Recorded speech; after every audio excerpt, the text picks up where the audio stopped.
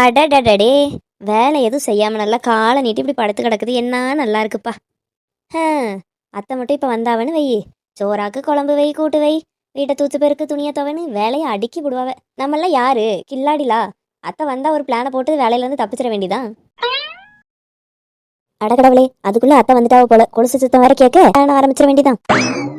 என்னடி போர்வையை போத்திட்டு இப்படி டான்ஸ் ஆடிட்டு இருக்கா? இவ்வளோ ஹெவியா உடம்பு சரியில்லாத மாதிரி பெர்ஃபார்மன்ஸ் பண்ணிட்டு இருக்கேன். டான்ஸ்னு கேட்குது இந்த கிழவி. டான்ஸ் எல்லாம் இல்லச்சே, உடம்புக்கு சரியில்லை பார்த்துக்கிடுங்க. உடம்புக்கு முடியலன்னா வீட்டு வேலையெல்லாம் யார் பாப்பா? பிறகு நானா பார்க்கணும்? இல்லத்தே, ஆஸ்பத்திரிக்கு போனேன். டாக்டர் ஒரு விதமான வைரஸ்ன்னு சொல்லியிருக்காவ. நான் பேசினாலே பக்கத்தில் இருக்கிறவங்களுக்குலாம் வந்துருமா. கவலைப்படாதே, நானே சமைச்சு தாரேன். ஏன் அறிவு கெட்டவளே, முதல்ல எங்கேயாவது ரூம்குள்ள போய் பூட்டிட்டு கடை. அப்புறம் யார்கிட்டயும் வீட்டு வேலையெல்லாம் பாக்குது. ஏமா நான் பாத்துக்கிறேம்மா, போமா முதல்ல நீ. யார்கிட்ட? பெரிய பொண்ணா கொக்கா?